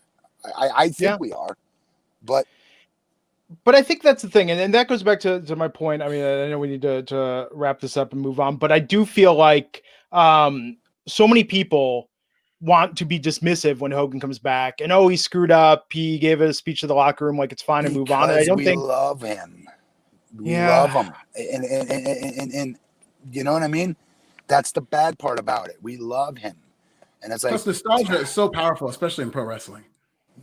Like, Yeah. I can go back, like, come on, Alfred, you were his fan too, right? So you can go back to 6th grade, I imagine, 7th grade, and be like exactly where you were when you saw him win the title. When you know what I mean? That's how it was for me and Michael Jordan too. I can tell you everything where I was watching him do his thing. When he won the '88 dunk contest and whatnot. You know what I mean? It gives us those memories back when we felt safe as little kids, and that nostalgia you said. You're right, but we gotta catch it, I think, and I'm glad we did on this. We're a little late, but usually we're not. I don't want to say we're not allowed to talk about these things, but most people want us to talk about the show. This is why, folks, is another clear and concise example why the three of us need to take our act on the road, our own podcast. We do. We would crush it, the three of us. The heel breakfast Raj, club. I'm sorry. Yeah. Surprised I haven't gotten a text yet. It's probably out on the golf course. He's watching Cobra Kai season 3 for the third time. Jason McKay, $10, saying Goldberg's speech felt like it was written for Roman or Orton. But do you think Goldberg's contract was him being babyface in his matches like Hogan to HBK? Ooh. No, I don't. I don't think WWE would sign him to a contract like that. They're very controlling over, especially in this day and age. I think whatever they paid him a lot of money and whatever they want him to do, he'll do. Tony Starks, $9.99, saying, appreciate you for saying those words, Matt. As a black man, I've had the N-word said to me by a racist guy. It hurts, but it just taught me to love my fellow man even more. We are the human race. Well said, Tony. You're saying it, Tom. Justin Lopez, $4.99, saying another thing Titus said was his apology made it feel like he was sorry he got caught. Yes. There's a difference, and that's the difference. Like I was trying to ask you earlier, Alfred, would you like buy it as a company bullshit line, saying, okay, I've got to say this, versus what Glenn was saying with that teachable moment stuff and saying, like, really dig into it. Like, here's why I reacted that way. Here's why I said this. I'm telling you, I can't. I'm not in his head, but I've been around him enough. I don't want to make any excuses for him because I'm not in his head or his heart. I don't know truly, but I felt like he think he's being fucking cool and young, and I don't know why he would associate that word with any of that. I don't. But yeah. And here's where I break from the current quote unquote cancel culture or woke culture or whatnot. People always say, don't make the apology about you. Just talk about what you did that was wrong. Say you're sorry. Try and make amends and move on. I actually think for people that, again, this is along the teachable moment thing. I think the more we can learn about somebody's mindset and the mentality and the upbringing and what led them down the road to have those feelings, the more we can do to course correct from other people that might be going down that same road. And it's not to make excuses, not to feel sympathy or feel sorry for whoever did this, but it's because that's how we understand how this happens, and that's how we prevent it from happening further. Yes, absolutely. Go ahead. Sorry, I'll go. No, you go ahead. Go, Matt. Go ahead, Matt. No. That's what we're supposed to be doing on this planet. That's what life is supposed to be. Be better than the day you were the next day, right? Yeah. Absolutely. And you can only do that by course correction. Sorry, go ahead, brother. It's too nuanced of a situation to just condemn Hulk Hogan. He's just a racist. He has to get out of here. And this is going to be, I 100% of my heart, I don't think that Hulk Hogan, the word racist has so much gravity behind it. That's not an accurate thing to say. Is that this guy, yes, what he said and the way he said it, and to say because this was not him just trying to be cool. This was him saying a racial slur about a black guy dating his daughter. This was as racist as it gets. He was in a racist moment in a dark time in his life, and I would at the very least like to hear him out and like to hear his story and like to hear what led him there. And this is something that can be corrected. What's frustrated is that it hasn't been corrected. That's where it's frustrating. If I thought Hulk Hogan was a racist, he doesn't deserve this time. He doesn't deserve us talking about him. He doesn't deserve us discussing any of this stuff. If I thought he was seriously racist, he shouldn't be on that show, or I'm not watching the show, period. But the thing is, there's nuance to this that I would like to discuss and that maybe we could learn from. Alfred, you're right in that. You're in that middle floor. You're in that middle area with it. And that's where I think I can't judge anybody's opinion on this. That's where I'm at with it as well. Yeah. And I think that's one thing as a society where we've gotten better is as we know people from different backgrounds, from different cultures. Yes. With different viewpoints. I think that's what gives us more empathy and understanding to understand one, just that we're all human, to treat each other with more respect, with more love, and with more care, and to not make these sort of ugly generalizations or what he was saying about his daughter's boyfriend. You know what I mean? It just it seemed like it was so dismissive. Yeah. And bad. And I don't know, like that's really where it just gets me. But I mean, look, I think that, you know, and this is where it just seems strange to me is because, but again, he is an older man, but it's like, part of me was kind of like, people really still think and feel that way in the 2000s. Like, this is where we're at in society. I will never compare this. So do not think I'm comparing this to this. But again, my wife's Hawaiian. All right. Yeah. When I started dating her, you don't think I've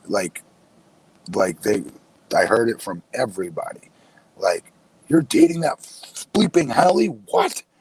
Like, it was a huge deal. And I was like, so like, I'll never compare the two in a million years to what we're talking about here. But I did get like a small smidge of what, wow, this dude fucking hates me because I was born fucking white. Like, I can't control that. Like, I can't do anything about that now, sir. I can't go back and say, all right, mom and dad, please make me Polynesian, make me Hawaiian, make me Filipino, and the 13 ethnicities to match my wife. Like, I can't do that. This is how I was born. I can't change it. Please judge me on who I am. Judge me on how I take care of your girl, because I will promise you nobody will take better care of her than me. Guess who won that argument? You're looking at him. And he's changed his opinion. They all did. They love me to death, like their own kid.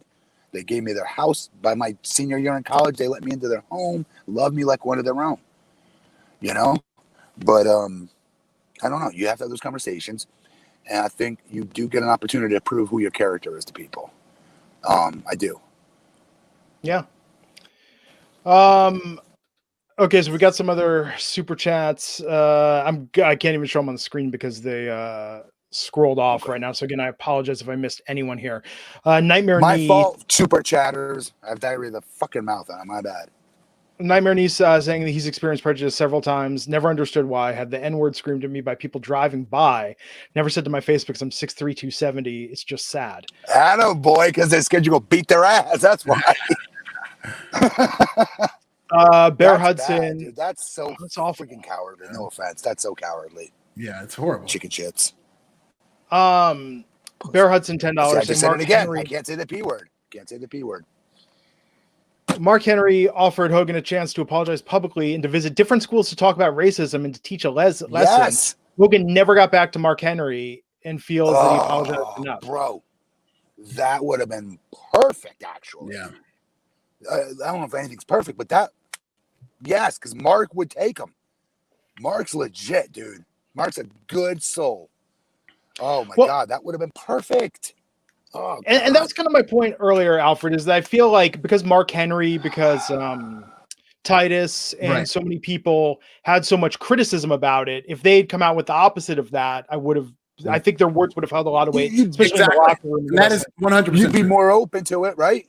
Glenn, you at least, I see what you're saying. You at least be a little bit more open to it. There'll be certain black kids in the country, or adults, I would argue, or not kids, like our age, 40-plus-year-old black dudes going, I looked up to that dude as a kid. No, F that. He didn't say sorry to me. I don't know he's sorry. He said it to a locker room. He said it to a school that I didn't get to see him talk. So how do I know he's truly sorry? I saw WWE give a little sizzle reel about it, a highlight reel for 5 minutes, but I don't know that. I'm not saying like he's got to like make some 24-hour like show about it or something, but something. I don't know what it is. I don't know what it is. He should show contrition. He should show that he's sorry. I mean, the actions are way more important than any words that he can say at this point. I think we're past the standard public apology. I mean, his actions is what's going to be important.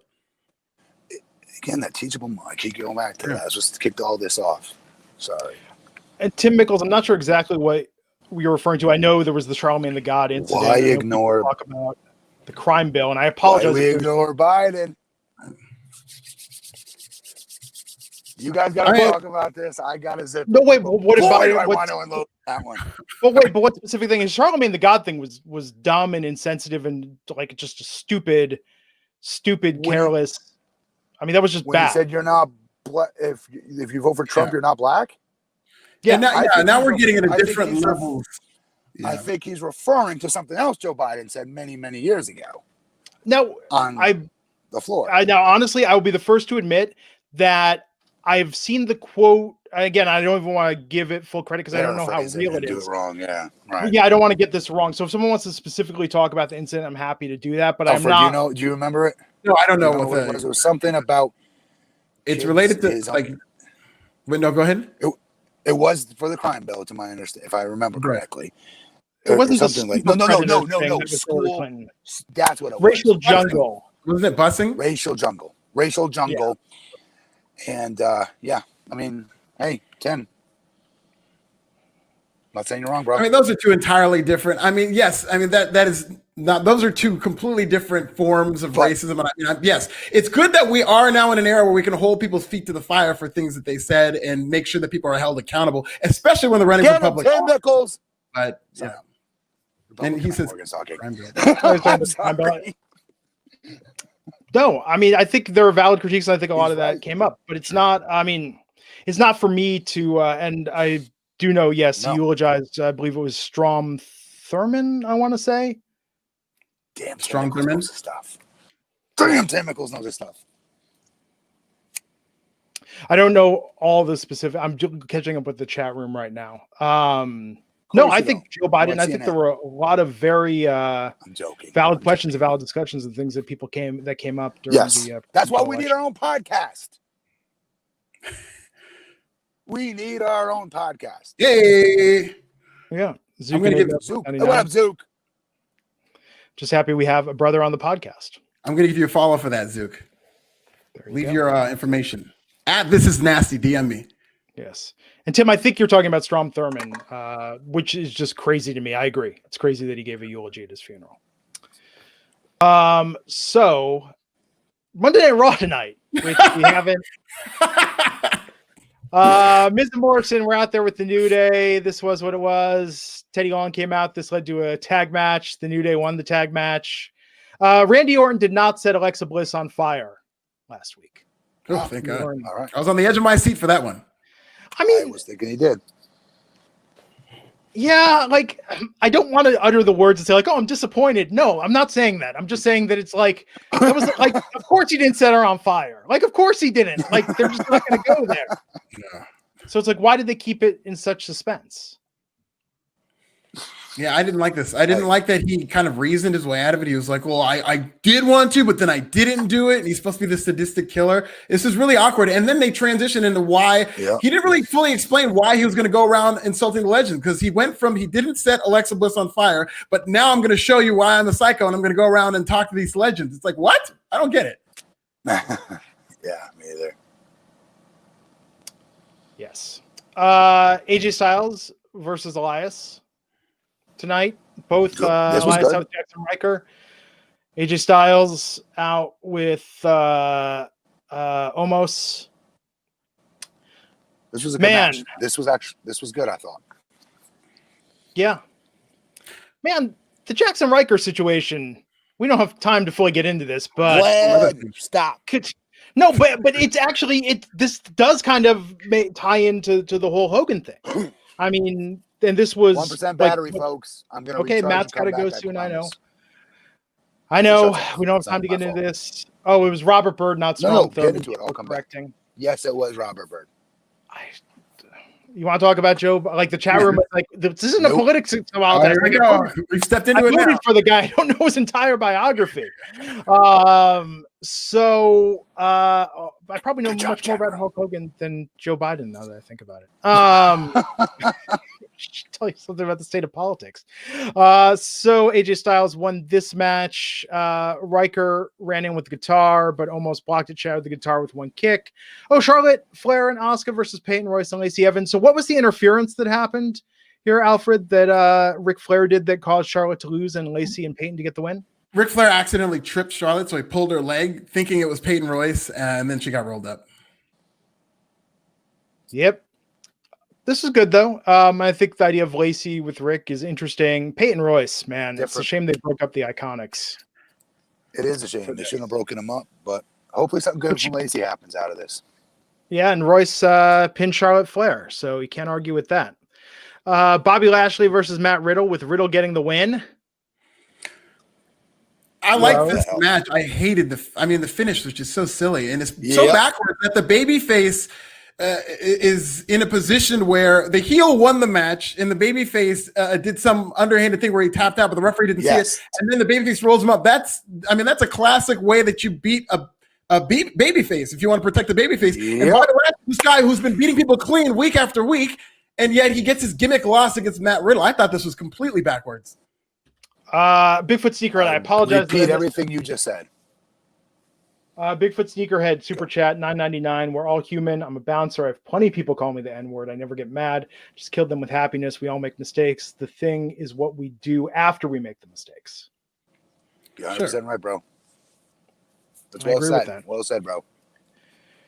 And I think, it's not just Hogan, right? I mean, there's a lot of people that have had the bad behavior exposed over the last couple of years. Just we want to use our idol. We want to use our idol to, you know what I mean? You said it best. The teachable moment stuff. That's a real thing. And it would, because he's Hulk Hogan. He's in rap song. He's everywhere. Like, he would peer across every demographic with that teachable moment. Is what my argument is here. That's all. Not trying to grill the guy, make it worse than it is, whatever have you. It's just do something with it. That's all. Do something. With it. And to just have him come back like this, like nothing happened, that's what makes it so awkward. Right. Ricochet backstage with Mark Henry, thanking him for everything he's done. Orton stopped him. What'd you think of Orton's interactions tonight with Mark Henry and the Big Show? It's real. I mean, I watched them both in just developmental. And how Randy was always pegged as the golden boy. Mark Henry came down to developmentals after one of his many injuries. WWE was thinking about getting rid of him actually at one point, even though they had him under like a ironclad contract, which they couldn't get rid of him. They were just thinking about keeping him down developmental, and that's it. And just write it out down there and help us and things like that. And that dude kept plugging away and trying to pass his wisdom on to like me, how to work like a big guy. And he worked in the entire angle versus me. He didn't have to do that. After being injured, no less. You don't want to work Matt Morgan in his first year in the business after you're coming off an injury. Trust me. I'm still stiff as fuck. And he did. So I watched how like Randy and like Brock and some of them would come down and kind of like, not like big league him, but like, I don't know what the word is, but like you know what I mean? Like, kind of, sort of. And it's so cool to see where Mark's career ended up going and how as he got older, he finally started to get what I thought he always deserved, because he's the coolest dude ever. If y'all met him, y'all love him. Hang out with him. This dude was driving a Porsche Cayenne at developmental shows at VFW halls with us, saying, "Hey, Matt, you want to drive?" Because I was like, "Holy shit, I'm in a Porsche. This is awesome." And he's like, "Come on, drive it. Let's go." Like, just the coolest dude who'd share everything with you, and just an amazing man and a great teacher. And I love to see if WWE is starting to capture that with him and start to show that and illustrate that on shows and the website, not website, sorry, their network shows as well. He's a class act. So to see the interaction with Orton and him tonight, I was like, that's, you know what I mean? I almost seen that in real life. Yeah. Yeah, I thought Randy was great in those segments with the Legends. He's been great since the pandemic started, and he's been good in 2021. It's just the idea that, I mean, he's going around. If this is what they had planned for Legends night, this is not what I saw them using the Legends for. Is that you're going to stand there and Randy Orton just going to sit there and bury. Okay. But real quick, Al, we also get mad at them when these legends come in and like bury the young talent and beat them, right? Like, sure. What's his name? Keith, what was the guy's name? He's on Impact Wrestling. Heath. When Heath Slater, whatever, is losing to like Vader and Sid, and we're like, we don't want to see that either.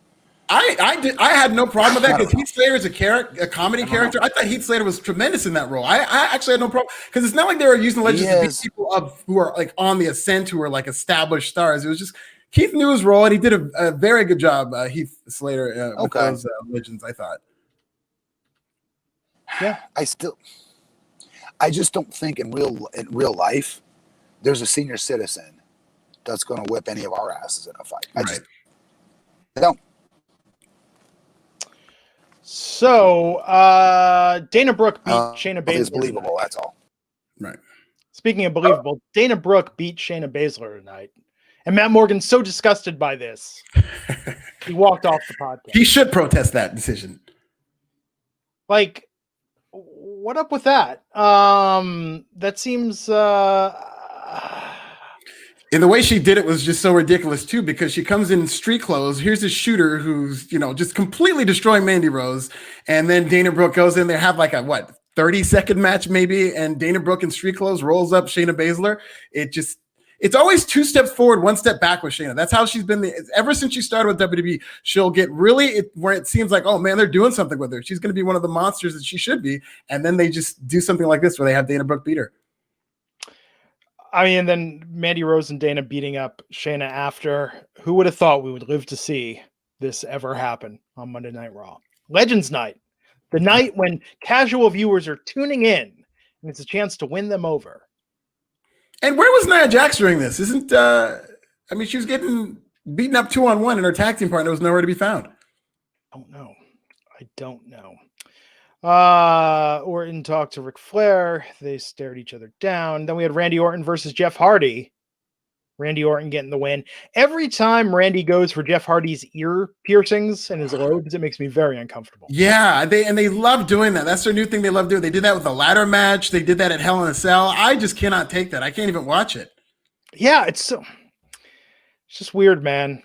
And this is where I feel like an old man. It's like the kids with their piercings. Like these piercings have been around a long time. I don't think it's like cringe. It's cringe type of people. I don't think anybody I don't think there's an audience for this. Maybe there's some people who are just really desensitized to what they find appealing. But I think a lot of people watching this, it's designed to make you go, oh God, I don't want to see that. And I mean, they succeeded if that's what they were going for.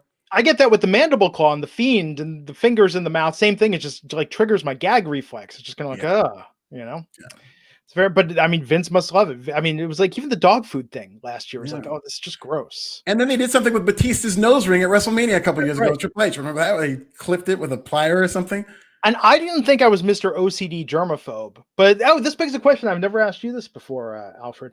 So Matt Riddle and the bare feet. Okay. So would you rather be kicked in the face by somebody's bare feet or by their wrestling boots that they were wearing around all day, getting grimy backstage, walking through everything, or Matt Riddle's bare feet that were in flip-flops until he hit the ring, then those bare feet are just hit all over your face? Oh, as a pro wrestler? Yeah. Yeah, definitely the bare feet. I mean, when you put it that way, absolutely. I mean, the bare feet, if they're not grimy, if he's going to be keep kicking me in the face, I would rather have that happen in the bare feet. I wouldn't want to be kicked in the face with boots constantly. I want clean socks that he put on right before the match, that he put into boots, then took the boots off, went to the ring, and put his socked feet against my face. So are you an anti-bare feet guy? Would you more skew toward the boots? No, because he's walking around, like, think about all the crud that gets in boots backstage, like sticky floors, like somebody spilled a Dr. Pepper. You ever walk through that? Yeah. That never comes off your boots, ever. No. And I'm not a big OCD guy, but I think about these things when I watch professional wrestling. Yeah, that's a good thought. No, when I see him in his feet, I just wonder, I wonder how often he breaks his toes. I mean, that's got to be a thing with him if he's wrestling in his feet constantly. Yeah, it's true. But Randy Orton winning this match made sense. He's beat Jeff Hardy before. So you think it's going to be Randy versus The Fiend when The Fiend comes back in his possibly new form? Yeah, it looks like that. I mean, if we're 3 weeks out now, they're probably just saving The Fiend's big return for either the Royal Rumble match itself or a Royal Rumble match against Randy Orton. It's probably going to be like a specialty match. I've heard it might be a Firefly Funhouse match, which, I mean, I love the Firefly Funhouse match with John Cena, but anything Randy Orton and Bray Wyatt do is just garbage. They just bring out the worst of each other. For two people who are so talented, I didn't like the House of Horrors match. I thought that the Inferno was a very visually pleasing match, but the finish was garbage. I just think that these two should just remember the sperm match they had at WrestleMania. They have so many bad moments together that they really should just keep away from each other because they're both so talented, but it's like water and oil when they get together. So maybe this could break the curse. Alonzo Smith's pointing out Matt Riddle wears slides, not flip flops. That is true. Slides are the ones that are the Velcro strap that just goes over. Well, slides are just it doesn't have to be Velcro. It could just go right in. That's true. You can get them fitted. And they're very easy to kick off. It'd be very hard to kick off flip flops like that. If he's wearing rainbows, they would get stuck. I remember this is like my weird classist growing up. It's like if you had a fitted hat, it was like, oh, somebody's rich. Not wearing the snapback. You can afford a fitted hat. Especially when you have the sticker on it. When they had the sticker on it still. Oh, wow, he's protecting that fitted hat. Yeah, I never understood that. Was it Belle Biv DeVoe that brought that in? I feel like keeping the tags on the hats. I think it was a little later. That was like an early 2000 hip hop thing. I think a lot of like Jay-Z and Nelly and a lot of rappers would just keep the tag on. And that's where I first saw it. Or at least that's why I did it too. I swear, if I go back and watch Belle Biv DeVoe at like the MTV Video Awards, maybe it was like security tags on the hats or something. I don't know. I can see that. Yeah, New Jack Swing was a very, very evolved time. Yeah. Man, I love Belle Biv DeVoe.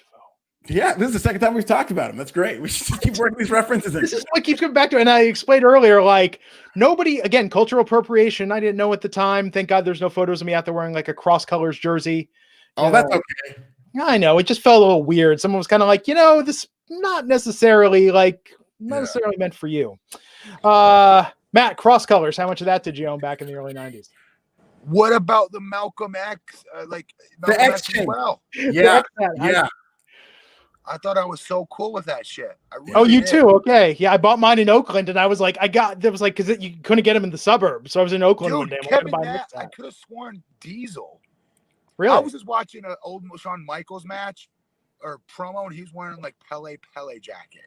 Oh yeah. They wear FUBU. I remember Nash on Nitro would wear FUBU. I'll never forget that. So again, this guy's name was Jamar Dunmore on my AAU team. Going, Matt, you do realize what that means? I'm like, I don't know. It's dope. He's like, just so you don't sound like an idiot, Matt. It means for us, by us. Do you know that? I'm like, okay. He's like, us. Us. And I'm like, oh fuck. So Matt, you're back just in time to talk about Cedric Alexander and Shelton Benjamin versus Lindsay Dorado and Grand Metalik.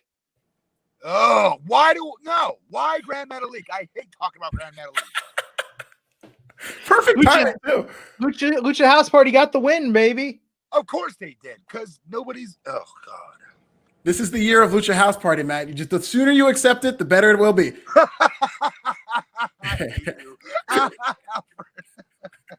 We're going to be talking about that show on Wednesday. We're going to be talking about Grand Metalik wrestling against, Escobar or Santos. Okay. Santos. And it's going to be the match of the year, I'm telling you. I will say that, that could be a good match. I'm not going to say it can't not be. Yeah. That's all I'll say. First great match of 2021. I'm saying it right now. He's capable of having a good match. It could be a good match. Got to erase. I have to unlearn and unsee a lot of Grand Metalik misbooking first. Fair. Very fair. Garza won the 24/7 title after the Boogeyman showed up. That was legitimately scary. The Boogeyman in the wig. Yeah, I didn't know what that was. I didn't know if those were like war. And then when he pulled it off, that was pretty freaky looking. Like, he's really good at being that. For such a crazy, like, silly gimmick, it is kind of. If I ran into that, I'd be kind of creeped out. Yes, he legitimately creeps me out with worms in the mouth and all that. Like, that's just I'd rather have Matt Riddle's bare feet on my face than worms in my mouth. Worms in your mouth. Yes. He washes the worms ahead of time, though, right? I don't think he does. I don't think that's a fair assumption. I think he gets them right out of the dirt. Okay, so let's talk about this main event. Keith Lee versus Drew McIntyre tonight. Banger of a match. Drew getting the win. Keith did the launch, though. Launched Drew over the barricade, much like in NXT what he did with Adam Cole. That was cool. Do you think Keith still looks like a star in defeat, losing clean tonight, Matt? No. Alfred? No, I don't. I didn't.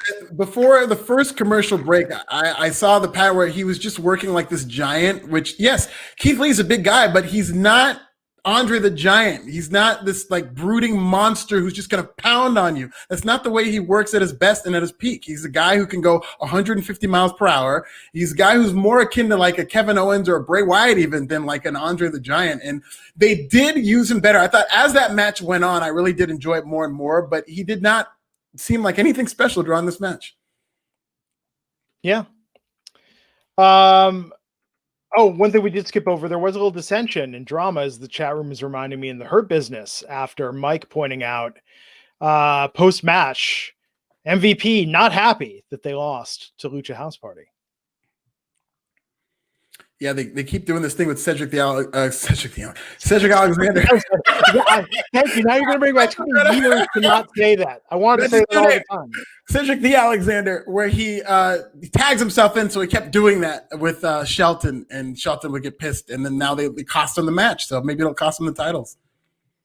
Yeah. We've been doing this for a while with Cedric. I like that they've just kind of built him up as this hot dogging, like young hot shot. I think that's done wonders for how he's presented on TV, because he's just this show off who can win a match and just does it on his own accord. I think that's done really good for him.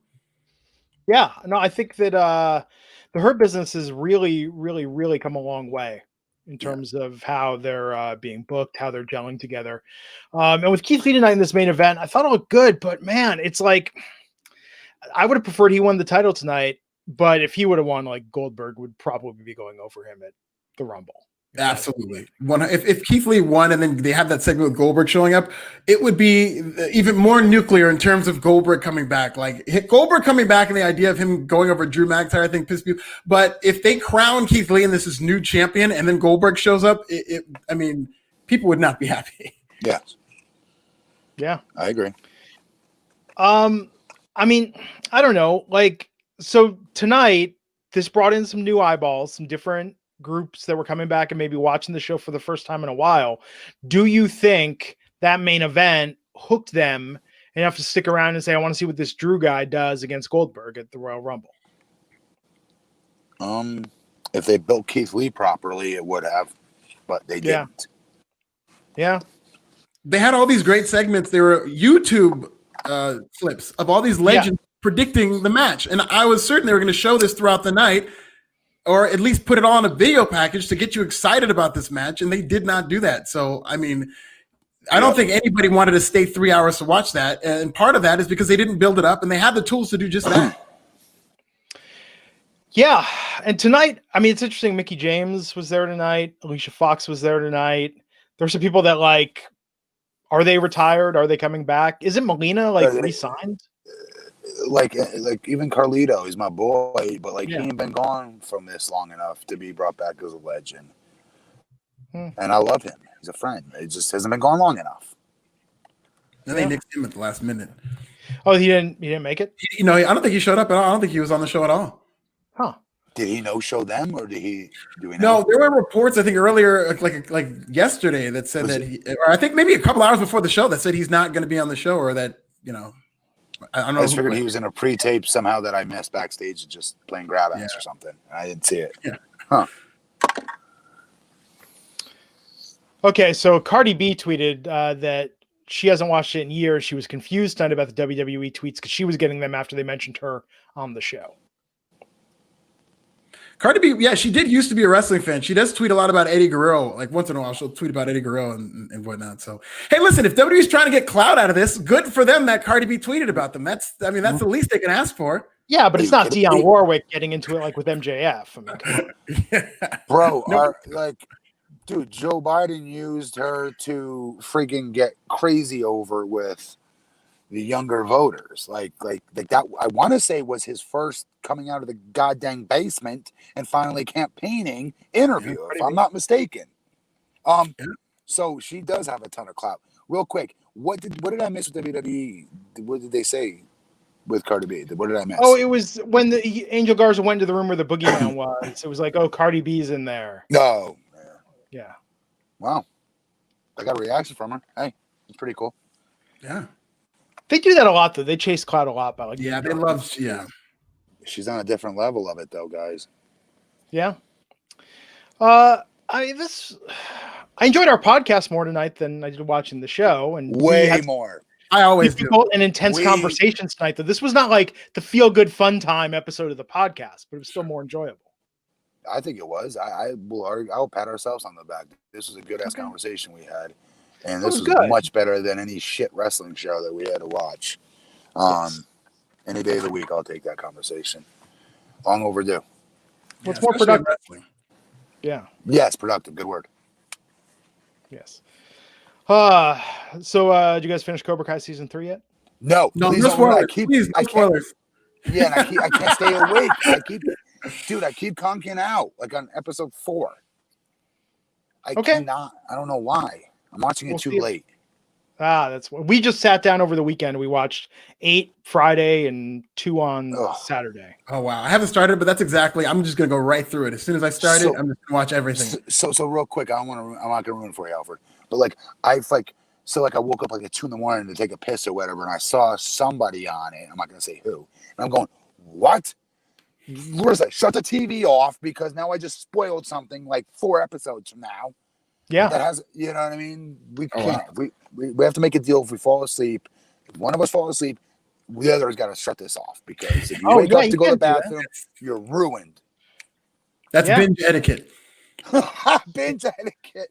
Oh, I feel bad though. I've done the thing before where I will watch ahead secretly and then go back and watch with my wife, and I'm like, I didn't watch. I think there was an entire series that I watched myself before I watched it with my wife, and I liked it so much I pretended I hadn't seen it before because I knew she wouldn't be as interested in watching it if she knew I watched it ahead of time. Yes, that's what Cobra Kai is for us, by the way. I'm trying to get her into it, liking it. So yeah, I'd screw it up big time if I did that. I did that with The Undoing. Girl, and but I pretended like I hadn't seen it, but I pretended like I was guessing what was going to happen next. So she thought I was a genius. So I was like, you know what? No, I said, man, you're so good. It's like I just got good instincts, you know. That's awesome. No, I did that with The Boys season 1. I watched secretly, and then American Vandal season 1. I watched on my own, and then great show. Yeah, sometimes I like to pre-watch something to see if I think my wife's gonna like it or not, because I don't know, and I don't want to be wrong. There's actually nothing worse. I don't know, I take this very personally. I hate when I'm excited to watch something. We watch episode 1, and then I want to watch more, and my wife's like, "No, I'm good," and I'm just like, "God damn it!" It's the whole thing. I feel awful. It's better.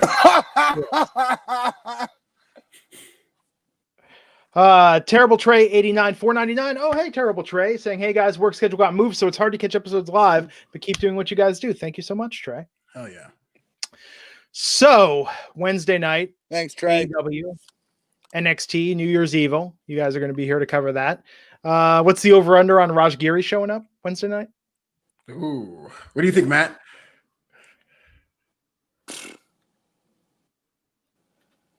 I don't think he will. I think over. I think because he wasn't here tonight. Okay. I think because he wasn't on tonight is why he'll be there. There you have it. And then Friday night, me, Matt Morgan. Raj Giri doesn't do Fridays anymore. We'll see. Okay, Matt's out for the night. Alfred, thank you so much. This was really fun. It's great, man. It's always fun with you, man. Yeah, Matt's at BP Matt Morgan. Alfred is at This Is Nasty. I'm at Glenn Rubenstein. Thanks everyone for tuning in. This was a different podcast tonight. I think it was productive. I think it was good. I hope you found it interesting and entertaining. And we'll catch you back here next time on the Wrestling Inc. podcast. Take care.